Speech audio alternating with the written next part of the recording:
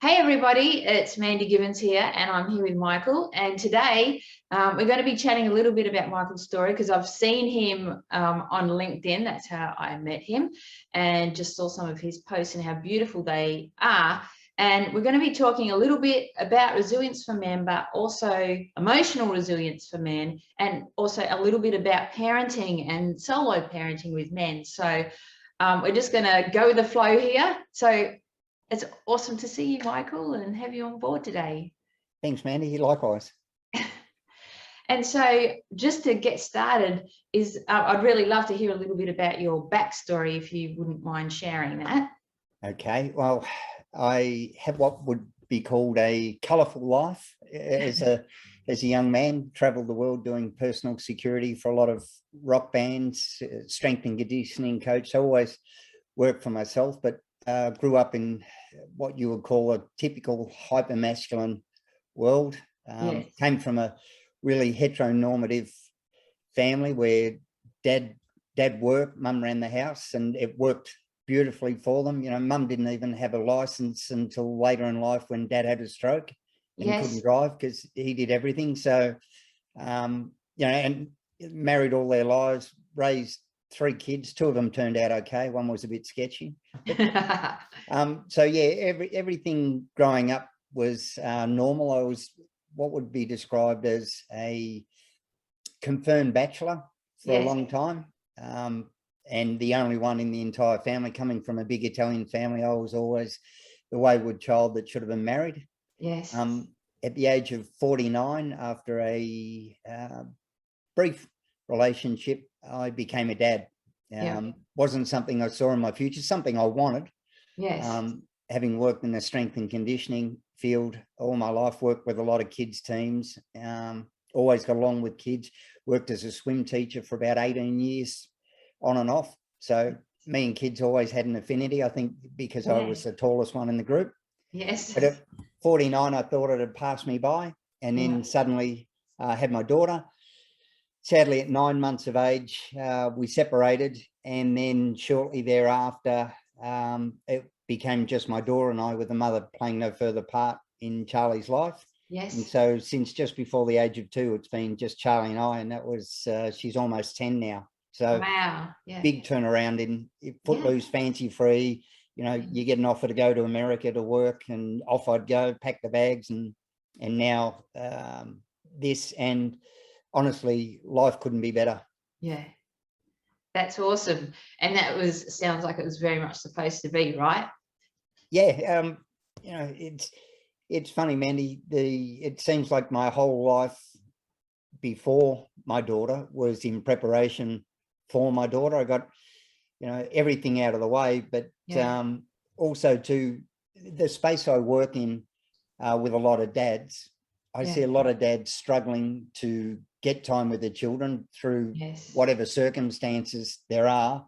And we hear a lot of the horror stories about, you know, certain aspects where dads would like more time with their kids, and whether it be work pressures or separation that stops them doing that. Because I came from a place of perceived scarcity, and even in the separation before, you know, that year before, I struggled to get the amount of time with my daughter that I wanted. I value it even more now, and it just seems a little bit disrespectful to the men that are struggling so much to see their kids to take it for granted. And you know, I'm always a big one for the guys when I'm saying, mate, if you're not working equally as hard on your marriage as what you are on your career, you don't want to go into that dark place where suddenly your kids, you know, aren't around as much as you can. So you've really got to stay on top of things in your relationship as well to keep it all functioning well. This is so good. Like, this is leading it in the exact most awesome direction. Thank you so much for that. So I'd really love to find out a little bit more about what you do, because, you know, your posts are very inspirational. They're super supportive of fathers, and, you know, being able to like create really amazing, close, respectful relationships with their kids. And I mean, you probably have seen my comments, oh, this is beautiful, Michael, you know what I mean, like each time your posts come out. So that's what inspired me to reach out to you in the first place. And so, yeah, tell us a little bit about the work that you do. Oh, thanks, Mandy. I've written a book, just happen to have it here, called Who Knew? From Awesome. Bouncing and Barbells to Ballet and Braids. And as I said, I came from a strength and conditioning or a coaching background. Yeah. And what a lot of the things that we talk about, good leadership and good business, well, actually, it's identical for parenting. It's about empowering our employees and our children with the same thing. So not micromanaging and all the rest of it. And when I stood back as a man, I wasn't meant to know anything, and I didn't.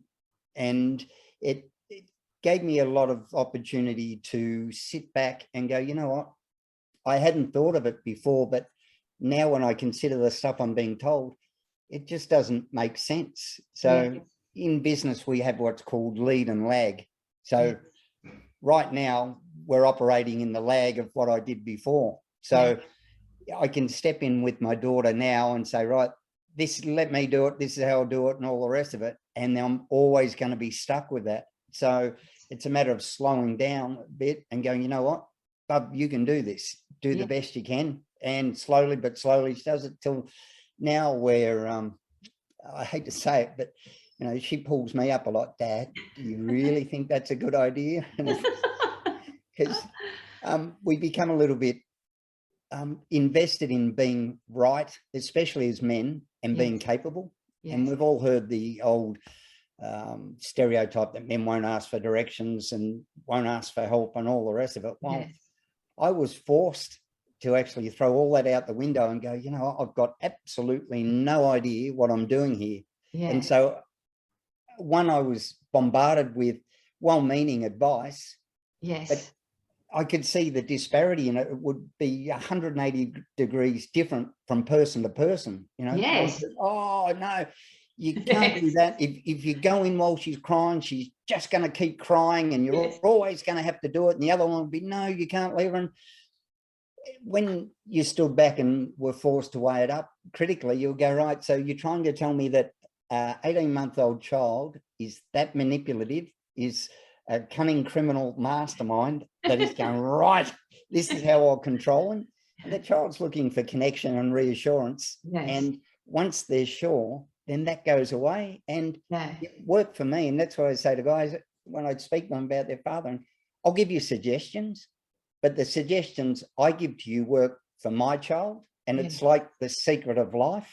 What life are we talking about? So, you know, I'm not going to demean or diminish your goals and, you know, what you place importance in, because whether it be cultural or, you know, just all of the reasons of your why. If you can get down to that why, and suddenly realize why it's important and then decide whether it's you or it's programming. Well, it's the same with our children, you know. A shy child isn't someone to be fixed. There's somebody to be given ways to benefit from their personality, find ways to capitalize on it. We do the best with what they have. Don't try and change them. And, you know, I, as I said, come from an Italian background, and my mum's been horrified at some of the stuff. No, you can't. Mum, just relax. She's got it. And that's why I say to dads, please don't be fearful of parenting different to your wife or your partner, because men and women, if we weren't meant to do it differently, there'd be no point in both of us being present in a child's life. There are some things that men naturally do well, and there are some things that women naturally do well, but they both have the same outcome. So, you know, dads tend to want to protect the world from their child. So we're very big at instilling values. You know, you keep your word, you do all this. Mums are very good at protecting their child from the world. So, you know, they coddle them. Combination of two is great, but we know that children with involved and present dads have better literacy, better emotional, better social. You know, they're more likely to take healthy risks, because believe it or not, children are really good at estimating their own capabilities. They're pretty good at it. So if you leave them, they get good at it. If you don't, then they don't know how to assess risks, and they can become anxious, and Yes. because that little scare that we get, that's a good thing. So, you know, I always say, sorry, I've gone off topic, but I always say to my daughter when she says, "Oh, Dad, you know, I'm a bit nervous," and I say, "Yeah, but this is the exact same feeling before we get on the roller coaster. Yes. Something needs to be paid attention to. It's something important. So it's a good thing, because after the roller coaster, how good is it? And that's what this is. Jump in." And you know, she's fearless. You know, sometimes it worries me. She'll be the first one to jump off the 3-meter diving board, or you know, into the rock pool, or but you know, that's what Dad's doing. That's why I say to him, get involved. That's it. And I think too, like, you know, it's not like, you know, when it comes to taking risks, it's not like you're teaching her to be reckless. You're just, as you said, it's like an assessment of actually how you feel about it, where it's like, even for myself, and I've taught this even to my clients. I have a bit of it's like a 40-60 rule. You know, if you feel 60% safe, for some people, they need to feel 80% safe. Yeah.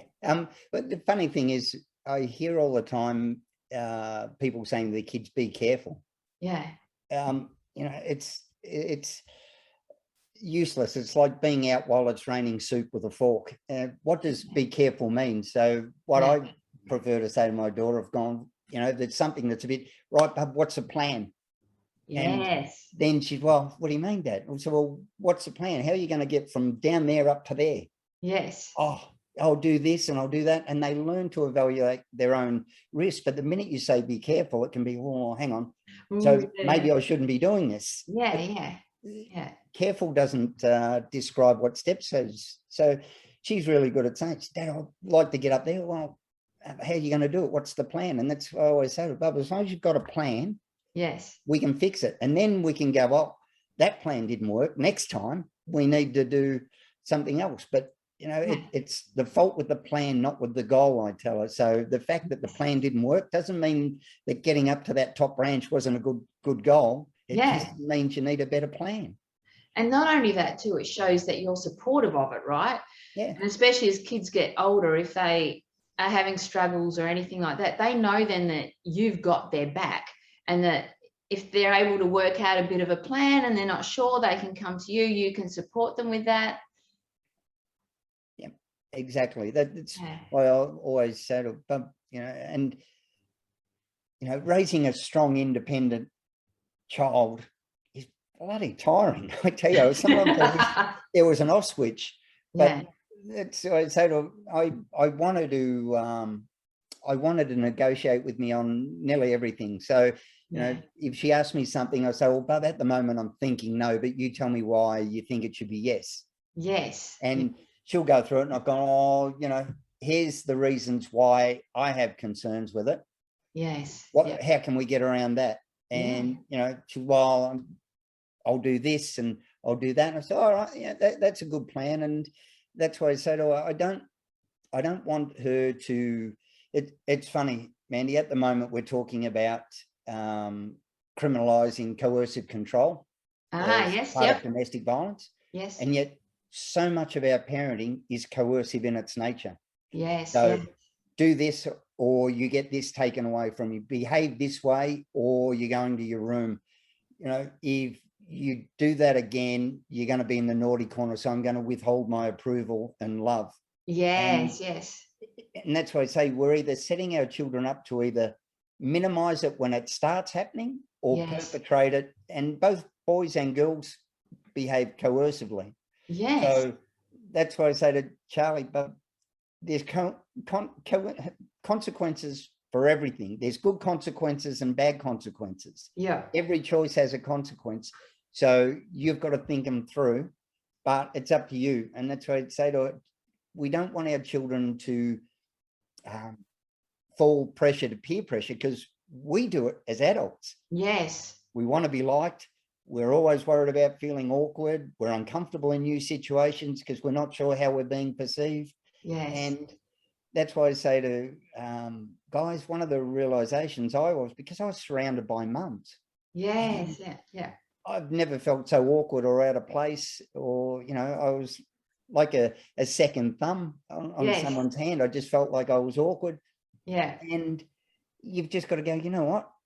That's good. The only way to have a truly invulnerable life is to admit your vulnerability. Yes. Not be attached. Not one bit of my self-esteem is contingent or attached to me being right. And Yes. that's why I say to my daughter all the time, I say, Bub, the only thing I know for sure is I don't really know anything for sure. There's stuff I Yes. believe, Yeah. but it could change tomorrow. You know, I came up in the fitness industry where the food pyramid was gospel. Yes. Yes, but and suddenly it's turned upside down. And I know. you know, and that's, you know, that's what I say to guys. You know, if you were paid for work, if they said, you're right, I'm going to give you $5,000 a week, but you've got to dress this way, you've got to wear the uniform, you've got to be on call 24 hours a day. You're not allowed to post anything that could bring disrepute onto the company. You're not allowed to say anything that could bring disrepute or change our brand image. Yes. For $5,000 a week, would you do it? Yep. What about for 6 months? Yep. And what about if it meant not seeing your children as much and being a bit distant? Oh, yeah. Well, how much would you want? Would 10 grand do it? Well, how much do you want to do it for the rest of your life?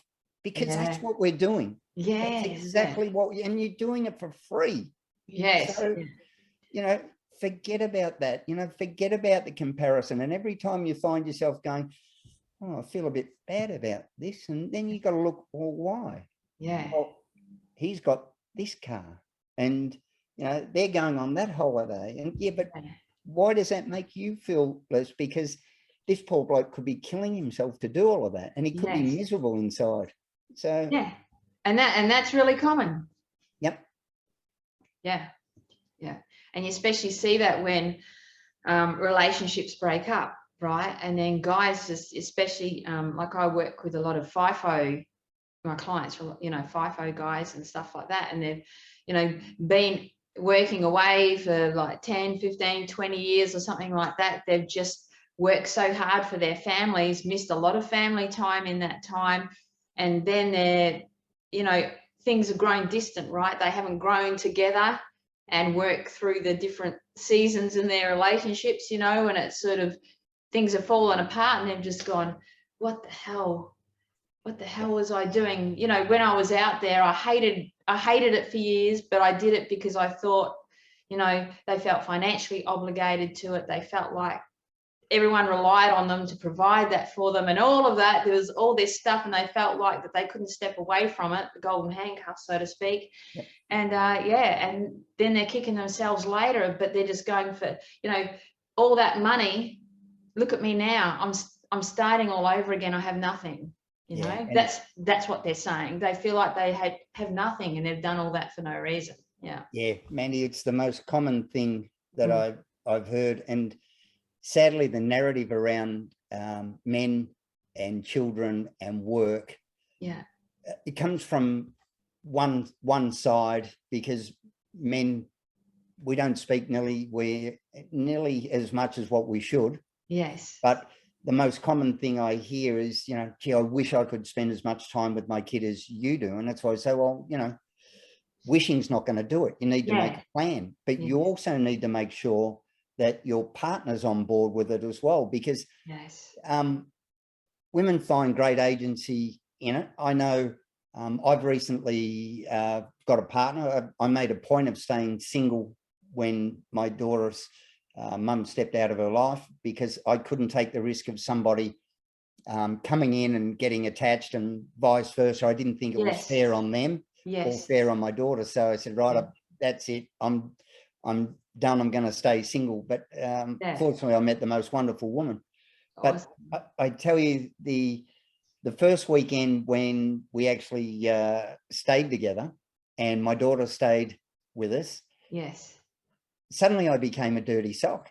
It was like, you know, it was everything. Normally it's dad, there's Piggy back to bed, dad, come, you know, it's bedtime. We have our 15-minute chat before bed each night. And it's like, Rob, come on, can you pick him back? And I was like, I couldn't believe it. It was like a dagger to the heart, Mandy. And that being marginalized, and suddenly it was, and that's why I say to guys, you've got to be careful that it's discussed and agreed with your partner that if you suddenly go, right, well, I want to leave my job and I want to do this, you can't just bulldoze your way. You've got to be considerate of other people, because one of the most, when I speak to guys, the two biggest factors they struggle with the level of involvement they'd like to have with the kids, number one's always work pressures. Yes. But the number two one is nearly always what's called maternal gatekeeping. Yes. Yeah. Learning to be trusted with their kids, because the outdated gender expectations put a lot of pressure on women as well. Yes. So you often see it with women, oh, don't you want kids? Or, you know, oh, but you've got a great job, but who looks after the kids? And even if they say, oh, my husband's wonderful, oh, but, you know, so a lot of women feel that mum guilt and mum shame because of that level of judgment, because dad's perceived as, you know, a big bumbling man child who, you know, isn't quite do it. And I've seen lists from guys like a page long because their partner's going away for an overnighter. And it's minute by minute by minute. And that's what I say, like, we know the negative outcomes for micromanagement of teams in business. So not giving the autonomy to be able to go on their own. We know the negative outcomes for helicopter parenting, for our child doing everything for it. But for some reason, the helicopter partnering that happens, need to do this, water's got to be this temperature, feed them this many meals and all of the rest of it. And just, kids aren't that hard, Mandy. They're pretty resilient, as long as you don't drop them too often.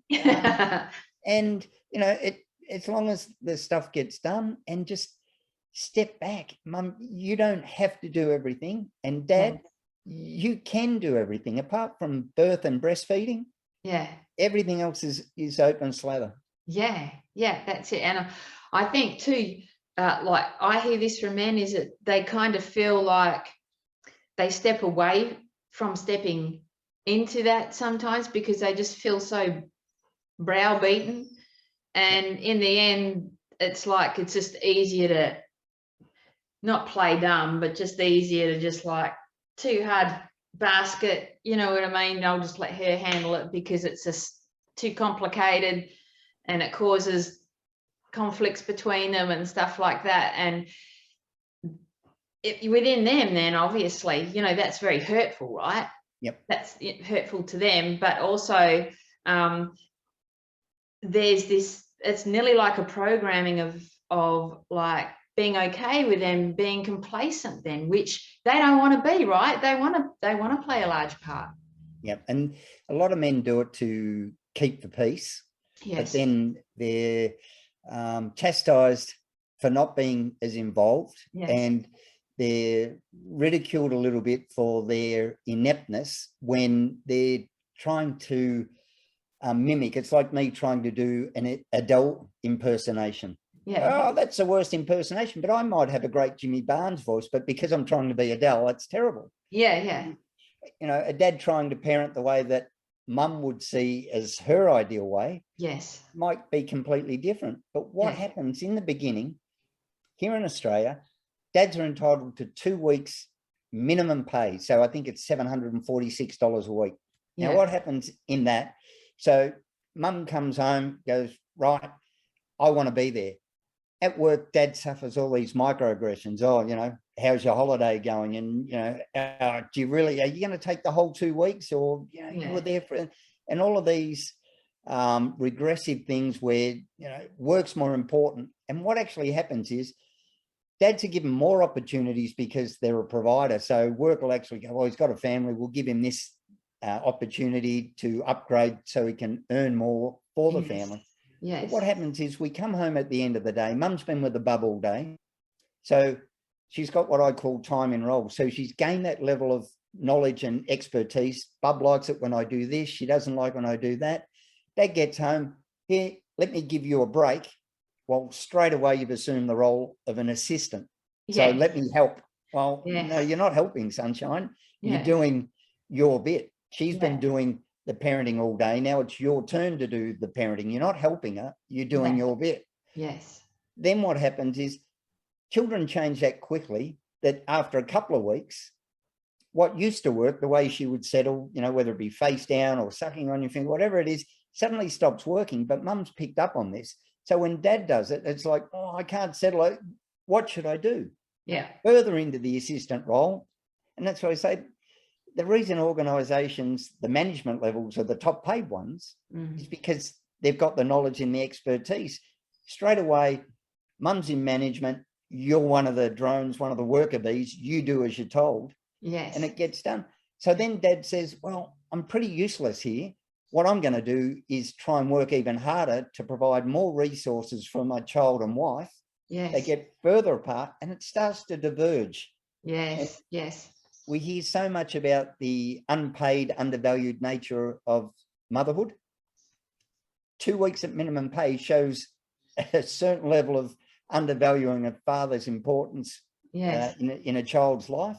Yes. And that's where it goes. And that's why I say the biggest problem we have with the equality movement is most of the equality initiatives, apart from the ones about self-determination, where, you know, bank accounts and home loans and the right to vote and all those really important things, most of them were written and drafted and conceived in a time where dads were either considered unable, uninterested, or unsuitable, or all three, for raising children. So they were all about, right, how can mum work outside of the home and still be available to care for the kids? Oh, flexible work, affordable childcare, all of these things. Yes. And they emphasised it. Yeah. The FIFO workers that you mentioned, the male-dominated industries, which are the largest employers in the country, construction, transport, forestry, mining, manufacturing, are the least family-friendly ones. Yes. So, yes. but they also pay the most. Yes. So if you're a wife or a partner of one of these blokes in it, your career, your degrees, your qualifications, suddenly you go, well, you know, he can't do this. You know, if you're a chippy or a bricklayer, you can't be saying to the boss, right, Monday, Wednesday and Friday, I need to do the school run. Can I come in at 9:30 and leave at 2:30? Yes. Not going to happen. So the wife ends up doing it and it just drags all of that equality back. And but we don't prioritize men's careers. This is the big misnomer. We do not, we keep hearing about this patriarchal system. We go, men get all the, they don't. As much as there's a motherhood penalty, there's what I call the fatherhood forfeit. And what we forfeit, you can't make up. That time with the kids, that quality, attachment, all of those things are gone. And then at the end of it, should you separate, rightfully, there's a 60-40 split or whatever to make up, because the only reason you were able to earn that income is because of mum's input at home. So you're a team, so they go, right, well, fair's fair. You earned the money off of mum's input as well. So it's not like you were brilliant at your job. You were brilliant at your job because mum enabled you to do that job. Yes. So it's an equitable outcome to an unequal situation. Yes. So your super goes, rightfully, again. Yes. Yes. So when I hear people saying, oh, you know, women retire with lower super, well, they do, and superannuation should be paid as part of maternity leave because it's paid on holiday leave, sick pay, all of the rest of it. Yeah, yeah. And it's the truly only gendered penalty that applies just to women. So if you want to have a kid, help the nation, all the rest of it, your super goes. But then at the end of it, should you split, dad rightfully has to give part of his super over to her. So when they say that, oh, it's a woman's problem, there's no such thing as a woman's or a men's problem. Inequality. Yes. Men die, 7 out of every 9 suicides are men. Yes. And yet we're told, oh, you know, patriarchy. But every one of those men have a mother. And every time there's domestic violence, every one of those women have a father. So, you know, there's flowing, whether it's direct or indirect, but we need to come together. This equality movement has become like a football match with sides to be barracked for and against. So the blokes who complain about losing part of their super when they separate, stop complaining and start campaigning for women to be paid super as part of their maternity leave. And then you won't have to sook about doing the right thing and giving part of your super because they're being unfairly discriminated against by not getting it. Yes. Dads, mums, you need to start campaigning, especially the quality thing, about dads having more access to Yes. parental leave, because then your career and your time out of the workforce won't be doing it. But at the moment, we're all fighting for ourselves. Yes. And it's getting us nowhere. It's true. And, you know, it's, you know, the amount of women that I know who have said over the years they would have loved it if they're, you know, they burst into tears when their partners go back to work, when he goes back to work, because they're just so overwhelmed. They would love him to be home more to help. Yeah, and that's why I say dads are trying their best. They're genuinely coming from a good place, and I think that's why a lot of them are so shattered when it goes wrong, because they feel that they've done their best. And that's why I say to guys, you've got to communicate this stuff clearly. Like, don't, the stuff that you think goes without saying actually needs to be said. Yes, yeah, that's it. And I think too, like, I see this, you know, in the guys that I coach, and I've experienced this myself even, you know, it's like when you know, when you want to communicate, especially if a guy's exhausted, right? And, you know, and this is in FIFO, or, you know, it doesn't matter what type of industry work that they're doing, but in FIFO, you know, like the guys come home, they're exhausted, they need like a, you know, a day or two to just like wind down from being, it's a culture shock too, right? Being out there and then coming back in. And so they need to wind down. And if there's like a whole heap of stuff that their partner, you know, their wife says, you know, I want to talk about this, I want to talk about it, and he's just like going, oh, I just need a break. You know what I mean? And guys are like that after work as well. You know what I mean? They're exhausted, and it's like, well, you know, how do you work out how to communicate? So, because what happens is the more that this person says, I don't want to talk about it, the more this person says, well, I'm not going to fucking talk about it. I won't even go there. You know what I mean? And then they just drift away and nothing gets said. And then there's resentment and there's all this other stuff that builds up and nothing gets sorted, right? Yeah, that resentment and criticism is the two biggest things. And resentment only builds up when you bottle up your communication. You know, I always say that lately it seems that values have become transactional. Yes. I'm going to treat you well if you treat me well. You know, respect has got to be earned, and some of these ridiculous things, you know, disrespect has to be earned.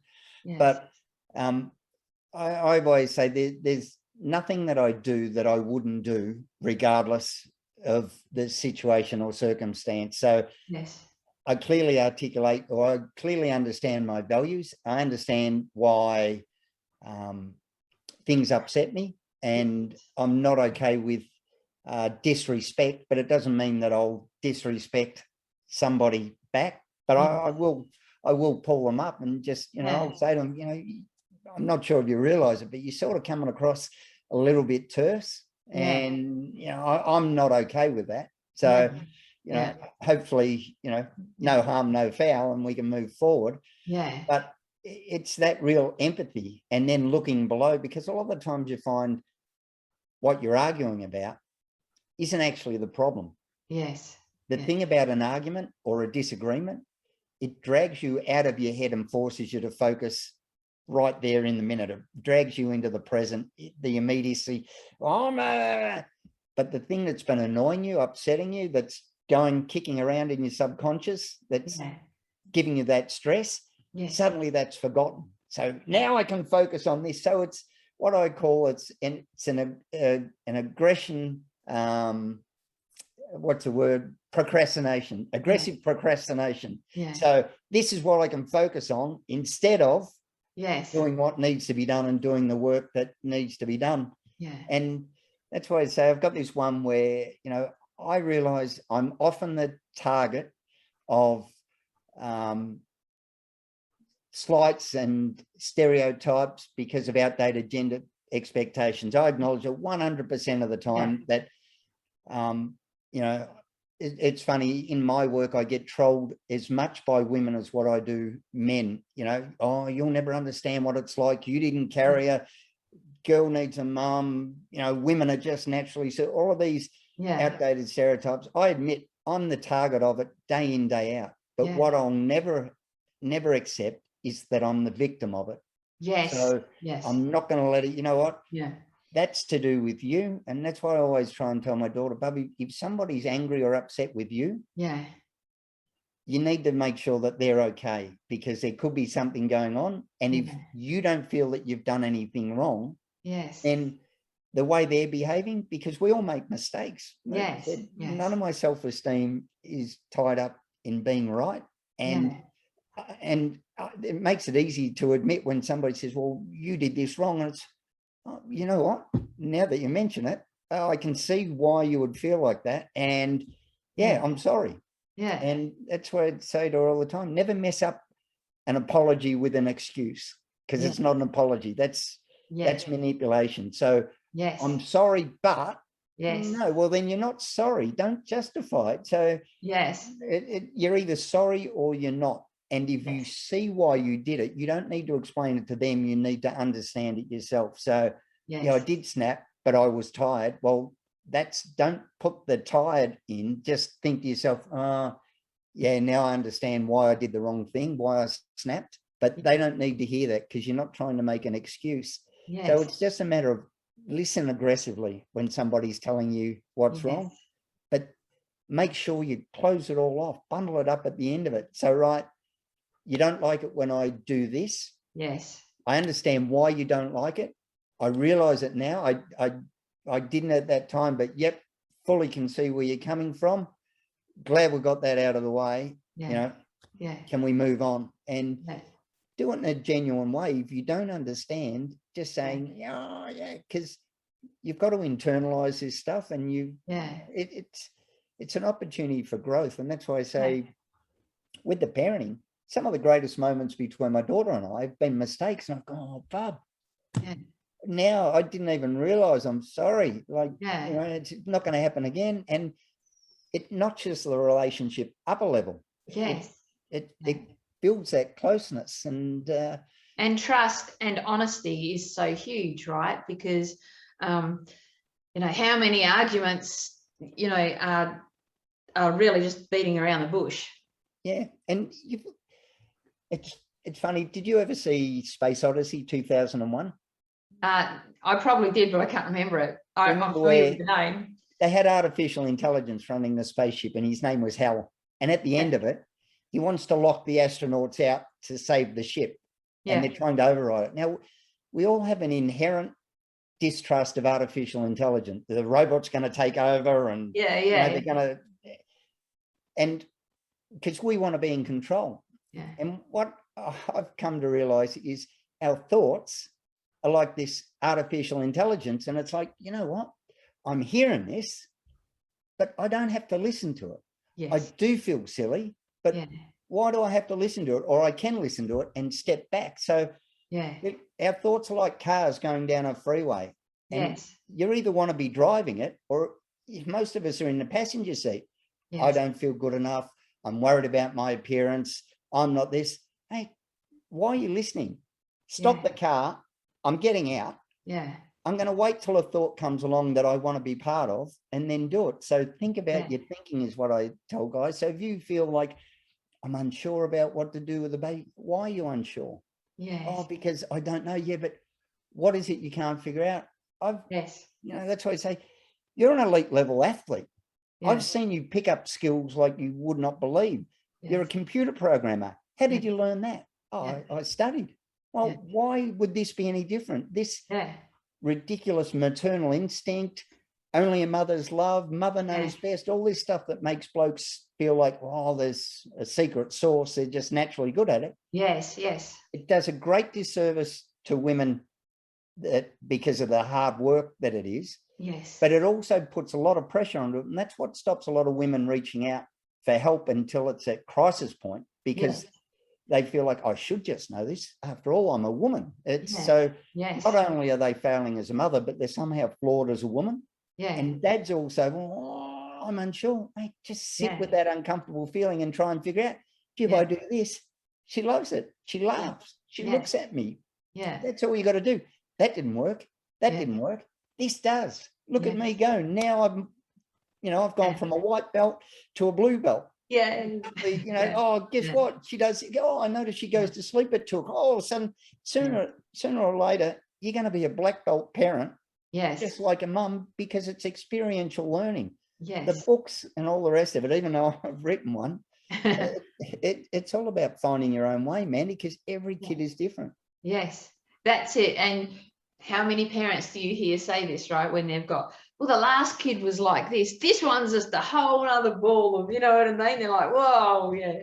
Yeah, and that's why I say this whole nature nurture, it's not an either or, but you can have 3 kids. You can even have identical twins with completely different personalities. So it's not the parenting that's changing the kid. And one parenting approach won't work with all kids, although there's only 4 parenting styles, and that's authoritarian, authoritative, permissive, and negligent. And the authoritative one is the best.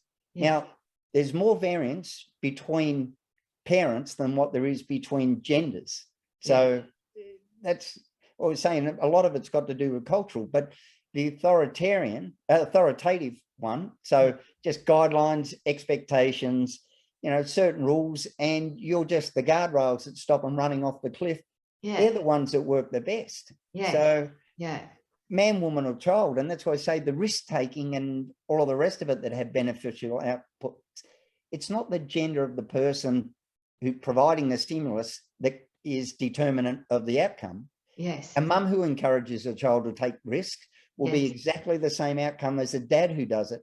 But we've got this ridiculous women are nurturers, dad a hunter gatherer, or, oh, that's a feminine trait. And that's I get told so many times, oh, you must have such a feminine side to you, like, good on you, this feminine energy. Yeah. We even see it in leadership now. Yeah. Oh, women are great leaders because they're more empathetic. No, pardon me. Great leaders are great leaders because they're empathetic. Regardless, an empathetic man will be a great leader, and an empathetic woman will be a great leader. Yes. So stop with this, assigning. That's why I say these male stereotypes and stigmas and this toxic masculinity rubbish. It's not toxic masculinity. If your behavior's governed or influenced or even, driven by what is popular, expected, or in any other way generalized, rather than what's needed for your family, authentic and genuine, you don't have a problem with your masculinity. You've got a problem with your character. Put it on the individual. It's not because you're a bloke, you're a rat bag. It's because you're a rat bag, you're a rat bag. That's true. That's absolutely true. And it's funny because I see it in, like, I've always had very close friendships with men my whole life, and I've hung around blokes my whole life, and so there's all these really cool different qualities about men that I think we need to just really embrace and understand that it's not just, all men are the same, because they're not. And, women can be just, can really go hard with their masculine energy anyway, right? And, look how many guys say, well, I'm fucking terrified of her. You know what I mean? And they could be a very masculine bloke. Yeah, you can't just pitch everyone in the one basket. It's funny, Mandy, when I do talks, there was one talk I did, there was about 130 guys in the room. Yeah. And at one stage, I think there was about 128 in tears. And that's why I said, and it moves me, and that's why I said, just stop, guys, just have a look around. Yeah. And you want to do this? This is because there are so many men that are scared to speak up, speak out, or be their true selves. And I think that's why a lot of men live in such pain, why that 7 out of every 9 suicides are men. Yes. And all of things, because if we speak up, oh, he's whinging, it's man flu. Like, this man flu drives me mad. We have blokes that don't go to doctors and are losing their lives through cancers and, poor health outcomes, and drinking and smoking themselves to death and having that cavalier, and then when somebody says they're, not feeling, it's man flu. Yeah. You're kidding. Like, we just got to stop and do away with that stuff. And once these men are in a safe space, and once they feel like they can do it, the outpouring of emotion is just incredible. It is. I agree. It's amazing. And that's why I say to guys, we're all worried. Guys are very good at following rules. Yes. You know, we set this is what you do, this is how you behave, and this is what. But who set those rules? Yes. And that's why I say we're all so busy trying to belong to a bunch of blokes who are trying to belong to a bunch of blokes who are trying to belong to a bunch of blokes. Yes. But no one's sure who they are. Yes. And the minute we get in that room and I tell them a story and I end up in tears and I look around and they're all in tears. Yeah. And, you know, I've even said to them, oh, you know, look, aren't we a bunch of pansies now? You know, imagine, you know, I want you to go home and tell your wife and tell your partners and tell your mates you were at this place and you cried and you don't know why you cried. Yes. And, you know, then you've got to look why, you know. Yes. I spent the first 50 years of my life, well, 49 years of my life, not crying. Yes. You know, I've been through some horrible things. And I said, don't show any weakness. Yes. Since my daughter's been here, I cry Qantas ads, tissue paper ad. Like I'm the biggest. She does ballet on. You know, the mums tease me. Oh, here he goes again. And that's why I say to guys, mate, I can't switch it off. I've become emotionally incontinent, and it's who I am. And you know, tease me all you want. It doesn't bother me. You know, it's like teasing me because I've got dark hair. It's who I am. You need to discover who you are and embrace it and go, well, there's nothing I can do about it. Yes, I so get that. And I mean, throughout my life, you know, probably because I've been close friends with guys, and I hung out with them so much, you know, there would always be the conversations, very macho conversations around, you know, whatever they were talking about, girls or whatever. And then, you know, most of them would leave and then there'd just be me and another bloke would just be kicking back. And the stuff that he would tell me, you know, like, if it was something that was, you know, that really tough stuff he was going through, like emotionally, I'd say, did the other crew know about this, the other guys? And he'd go, oh, no, there's no way I would tell them. But he would tell me, right, you know, and so I would definitely have his back. And I mean, I've seen guys cry so many times, it's not funny, but they would never cry around their mates. They don't even cry around their partners, Mandy, because it's true, they want to be the strong one. They want to be the rock. And that's why I say to them, guys, you're putting yourselves into graves here. This is killing you. Like, just stop. You don't have to be that way. Just, you know, put your hand up and speak up.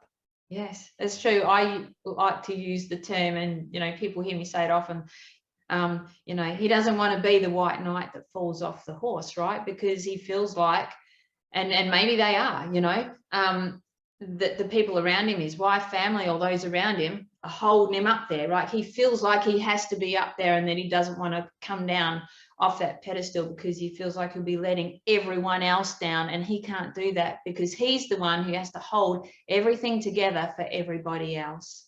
Yep, it's sad, man. We live a life of quiet despair, a lot of guys. And that's what I say. I was lucky, Mandy, when my ex-wife and I separated. 2 weeks later, I had a small car accident after doing the bloke thing. Big 2 or 3 day bender, had a small car accident, taken to hospital just to scan my neck to make sure it was okay. They came out and said, right, we want to put you back through from the waist up. I said, okay, fine. Put me through from the waist up. It's now about 4 o'clock in the morning. I thought, oh, you know what, I'm done. I got up, caught a taxi home. And next minute I've got the ambulance at my door trying to take me back to hospital. Turned out I had some lumps and bumps and bilateral pulmonary embolisms, not from the accident, but I'd nearly worked myself to death, working those 80 hours a week and traveling with football teams and all the rest of it. And suddenly when the doctor said, well, you know, the oncologist has got to come through, you're going to be here for a while. And it was like, you're kidding me. Marriage has just ended. Haven't seen my daughter for 2 weeks. And now this. Suddenly my house had become, my life was like a house that was on fire. Flames leaping through the roof, smoke billowing out the windows. And the only thing I could think of that I would rush back into that house for was, how was this going to affect my daughter? And it's like time stood still. And it was like, how will she grow up without me? At that stage, she was 9 months old. Will she even remember me? Yes. You know, what impact will this have? And ever since then, Yeah. I've just lived, you know, it doesn't matter. And the treatment was fairly harsh going through it, but it was just, you know, if I get through this, you know, I made promises, this is what I'm going to do, that doesn't matter. And I just want to maximize my time. And Yeah. as I said, you know, I'm 60 next year and my daughter will be 10. Yeah. And there's only limited time. I want to be well enough, hopefully, if she decides to have grandkids, to get a second Yeah. go around at it and torment them Yeah. with rubber spiders and all the rest of it like I do her. But that's why I say to guys, mate, I looked into that black abyss, you know, Yeah. and not only was it, you know, life without my daughter, but looking at it through her eyes, Yeah. her life without me. Yes. And after that, you know what? Yeah. I don't need to work those 80 hours. I didn't need the car. The mortgage can go get stuffed. Stuffed it. Yep. You know what? I managed to work 3 days a week through the treatment because it knocked me around that much. Yes. Once I was through the treatment, I thought, you know what? I'm going to keep this 3 days a week. Yeah. That constraints caused me to be innovative in my business. Suddenly I found a way to get all of my clients, strength and conditioning clients, into those 3 days. Yes. So that I was home every night to Yep. put my daughter to bed and have dinner with her. Yeah. There were only 2 mornings a week where I wasn't with her. Yeah. But she was coming to work with me on Saturday where I worked. And I just thought, you know what? And I turned down a lot of offers. You know, I was an AFL strength and conditioning coach. I had another offer, but it would mean traveling with the team and great money. But it would take me away from my daughter a lot. And that's why I thought, because I was crystal clear on my values and I looked into that abyss, and I thought, you know, Craig Harper, who I love his work, he's got a great one that he says, you know, if the opportunity in front of you doesn't fit within your value system, it's not really an opportunity, it's a test of character. Yes. And once you're crystal clear on your values, it makes it so easy to turn down stuff that doesn't. So the blokes, hey, come on, we're all going to the pub. No, thanks, mate. Oh, why not? Oh, I'm in the middle of a game of snakes and ladders. No, seriously, why not? No, mate, I'm having a good time here. I'm not going to do it. I promise we're going for a bike ride. Oh, but you know, we're all going to the gym. No, mate, I'm going to the trampolines with my daughter. You're kidding. Mate. No, but you know, bring your kids to the trampoline if you want. And that's why I said that crystal clear values. It's true. Makes life easy. They don't make life hard. And that's why I say, you know, you don't have to respond or appear or behave in a certain way. It's just organic. Yes. My goodness. I can't believe it on that, because what we're talking about now is actually what I do as part of my coaching with men. So, you know, it is very much about emotional resilience and inner resilience. It's operating from your core values, right? Because once you step into that, once you are very sure of that and you know where you're operating from, it's very easy to set boundaries for yourself. It might be a bit challenging at first once you sort of, you know, you're moving through the process of learning how to do that if you haven't necessarily been doing that before. And then, because if you're able to set boundaries, then you can make decisions a lot easier too when you know what your core values are. You know, it's easy to, like you said, to say a yes or a no. You're way more sure of yourself. You're able to have your own back. You're not worried about what other people are going to say if you say no, because you know where you're headed, right? And you're dead set sure of that and yourself within here. Yeah, and that's why I say, Mandy, you also become a lot less judgmental. Yes. Because suddenly, I'd say my self-esteem isn't contingent on me being right. Yes. It's about me. So people have different perspectives, values, whatever like that. That's great. And I really want to know about that, because I try and tell my daughter, if somebody says something that you don't agree with, rather than trying to point out or find why they're wrong, try and find out why they think they're right. Yes. Try and understand why, because if you were that person who'd grown up with their influences and experienced what they'd experienced, then you'd pretty much be making those decisions and have those outlooks yourself. And now we've just become we've got the woke left and the alt-right and everyone that's just attacking everyone. And bullying used to be a bad thing, but now suddenly bullying's okay if you're bullying the right people. That's why I say to people, if somebody, and often they do, because, you know, I've got no filter, I'll blurt something out and they say, oh, you know, that's offensive. And I'm sorry, I did not mean to offend you in any way. And, you know, I didn't mean it that way. I didn't realize it would be offensive to you, or I wouldn't have said it. So, you know, accept my apology. But nowadays it seems like the level of outrage is replacing the level of certainty. Like there's moral complexity, and they want to replace it with moral certainty. This is good, this is bad. If you think this, you're bad. And you know, it's just, you know, if we disagree on something, let's find something we do agree on. It's okay. We don't all have to agree. I don't need you to agree with me. You shouldn't need me to agree with you for me to think you're a wonderful person. It's just, it's this one topic. I don't agree, but there's no judgment placed on you for doing it. So it's just, and that's what I want to say to my daughter. I don't want to be subject to be influenced by peer pressure, because we know developmentally that once she gets to about the age of now where she's 9, that her peer group will have more of an influence on her than what I will. But up until about the age of 6 or 7, that's where you've got your chance as a parent, and not by what you say, but by your example. And that's why I say to guys, now she's out on her own, and the best that I can hope to be is that little voice in the back of her ear when someone's saying, come on, let's all get in the car because, you know, he's only had a couple of drinks. I just hope on that little voice is going, oh, you know what? Something doesn't seem right. And you know what? You guys, if you want to do it, that's fine. But me personally, no, you know, if you want to take drugs, you know, I'm not going to try and convince you otherwise. But I'm out. I want to be secure enough. And she won't learn that from me trying to inflict or instill my values and my ideals on her and not giving her a chance to explore her own. And it's just that, you know, we can either manipulate or coerce our children, or we can inspire them by our examples, and we inspire them by giving them that trust in yourself that we love it as adults, whether it be at work or anything like that, that self-autonomy, that, wow, look what I just did. You know, first effort, you know, this making a cake, it's a bit rough, but I did it.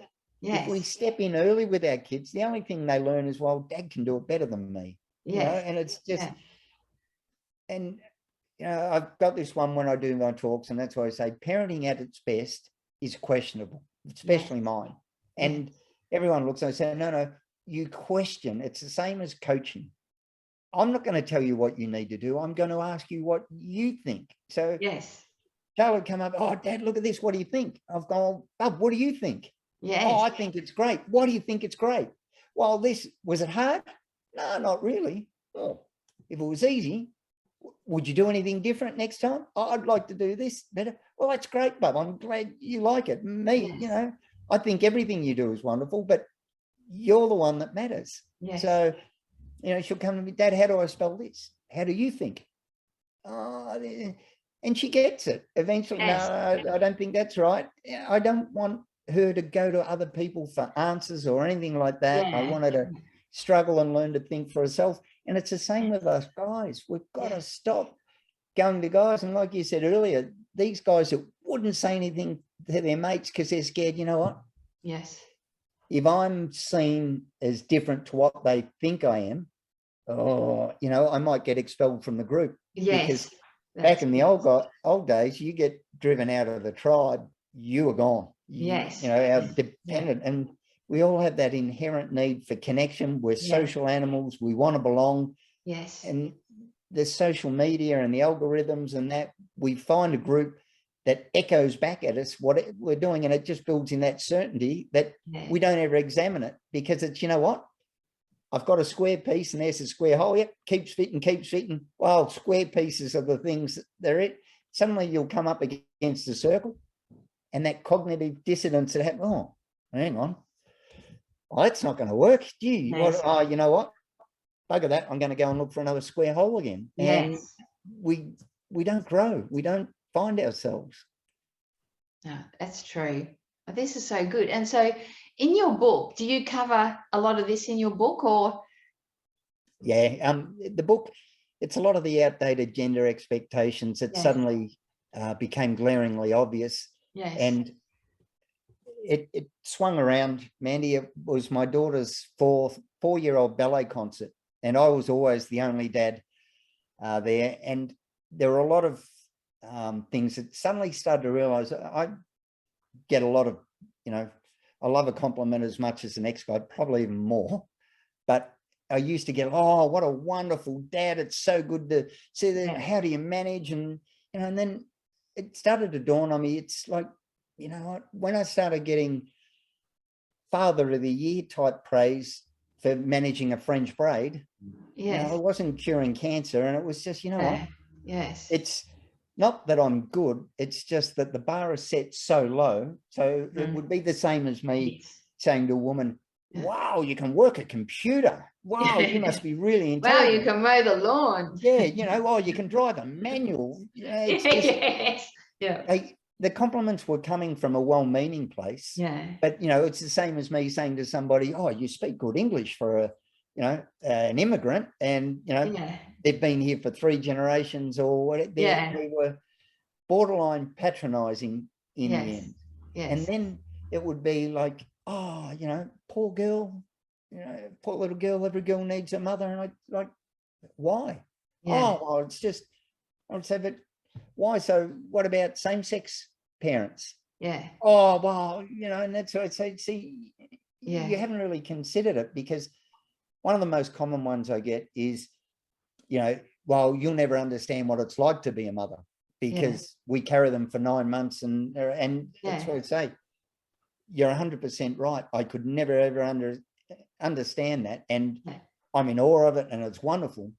But I don't understand the great clarity and confidence you can speak to the lesser value of my love, commitment, and devotion to my daughter compared to yours. Yes. And, oh, no, it's just, we have that special bond.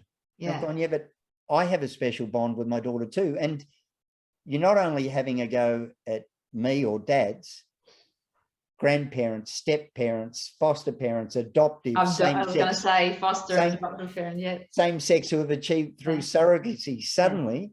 But not only that, but also the children of those parents. And it's just, it's rubbish. It is just rubbish. But that's what's held women back. Yes. And stop men being them true selves, because we doubt ourselves, and women become locked into that. Well, career is good, but really you should be looking after your kids, because how do you cope? And so when people say to me, how do you cope? I say, well, like any single parent, only barely sometimes. I say, no, as a man.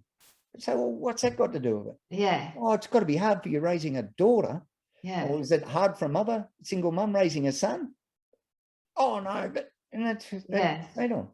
So at Charlie's 4-year-old ballet concert, they actually sent out all of the stuff and said, there's a special Mummy and Me ticket offer. Mums are expected to be available for the full 3-hour dress rehearsal. Mums need to ensure the ballet bun is done in accordance. Mums need to ensure this. And then right at the bottom, it's got, and of course, there are no males allowed in the backstage area. And the 3-year-old ballet concert wasn't a problem. And here we are at the 4-year-old one. And I put my hand up at the meeting and said, well, you've got here no males allowed. Well, I have to be. And they said, well, why is that? And I said, well, I'm Charlie's parent. And they said, well, if you bring her to the back door, we can look after her. I said, well, that would be fine if you're going to look after everyone else. But, Charlie can't be the only child backstage without a parent. And then the next one, does she have an auntie or a nana? She's got both of those. But I'm her parent. Oh, well, you need to understand the other girls will be uncomfortable with a male backstage. I said, well, what about the 2 boys in the class? Are they uncomfortable with the women backstage? No, that's different. Why? Oh, it's a child protection issue. I've got my working with children certificate, swim teacher for 18 years. Program coordinator for YMCA. So I'm trusted with other people's children, and you're telling me I can't be trusted with mine. Yeah. I will have to work it out. All the mums backed me up, and they threatened to walk out. And then luckily one of the mums came to me and said, oh, Susie O'Brien is a friend of mine. I think she'd jump all over this. Yeah. Within 2 days, it was in every news, all the newspapers, all the Wow. national news. We even made it onto BBC in London. Yeah. Fair to say, when I walked back into that ballet school, I was a little bit sort of, I've got goosebumps like yeah, and it's up on my website, and it's called Dad's Back in Swing, and that's where this whole gender and equality advocacy came from, because suddenly I realized men hit barriers every day from their employers, from their wives who may feel marginalized, from marketing and media portrayals where the bumbling dad like daddy daycare and all the rest of it. Yeah. But it doesn't stop there. That's what affects women's equality, because until men are enabled, encouraged, and finally expected to be held equally responsible for raising the next generation, women's equality just can't happen, because it doesn't matter what opportunity or what initiative is in place. Mum can't grab it with both hands if one hand's still full of that caring stuff. And, you know, men, it's not that hard. And that's why I'd say, you know, oh, but men don't know how to. If we want to raise more caring and empathetic and emotionally intelligent men, we know through the process of neuroplasticity that we can actually rewire their brains by giving them that opportunity. Yes. But that part of the brain dies off, and once we become, you got to compete, you got to earn more, you got to work harder, we've got to be driven, you got to be single focused. Yes. That's how we rewire the brain. That myelination of the brain things, it all goes. And most of the time we're operating in that lower part of the brain, in that fight, flight, you know. And that's why I say to guys, just stop, just breathe, just relax. You can do this. It's not hard. Yes. Yeah. And that's what the book's about. Yes. Oh, could you just hold that up on the screen just for a little bit longer? That's awesome. And what I'll do is I'll put a link to that as well. Where is it? That's great. That's so good. I love that. Oh, this has been good. I love this conversation. Thank you so much for coming on today. And so if people want to like reach out to you, how do they like go about that? Like I'll put your LinkedIn and your website details on there, but is there a preferred way that you would love people to contact you? Or through the website's good, Mandy. So michaelray.com.au. Through LinkedIn is always good. I'm also the news anchor now on an online broadcast and news show called TheInformer, so you can see some of my journalist work on there. But all around the place. Oh, that's cool. And is there sort of something that you would really love to like that we haven't discussed that you really feel like men and women too, but you know, men specifically, whether that be about parenting or anything like that, that you would just love them to know? Mandy, the main thing is when I get told, oh, you know, it's great to see you, you know, embracing all of this stuff. I can guarantee without any doubt in the world, the one thing I'm certain of, if I hadn't have had that accident, if my partner and I were still together, my daughter's mother and I were still together, I would have walked into the stereotypical breadwinner, whatever role. So without thinking. So sometimes we just need to stop, and you'll know this from your coaching, actually strip back and identify what it is that you want to do. And it doesn't have to be all or nothing. It's at this time.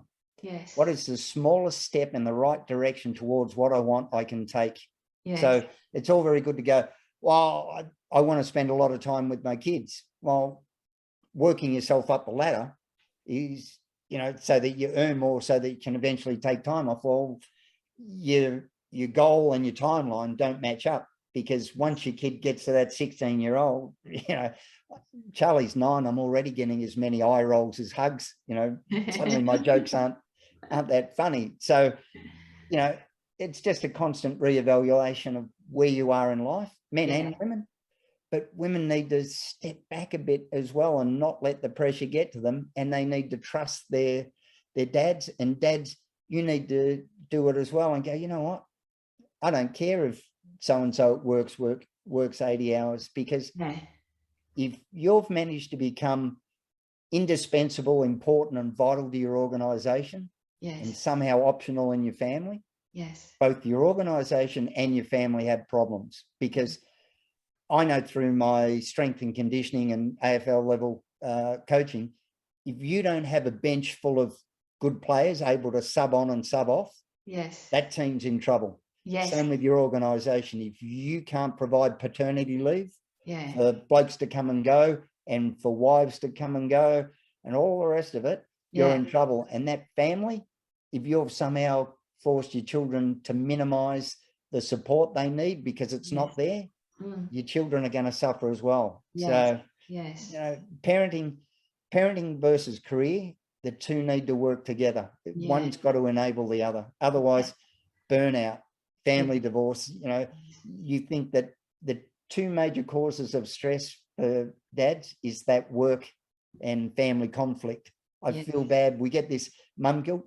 Dads feel it as well. We're missing out on stuff. And, you know, we've got to put our hand up and go, you know what? I'm not happy to work 80 hours a week. And if you want to get someone else to do it, I'm sorry, but I can't be part of it.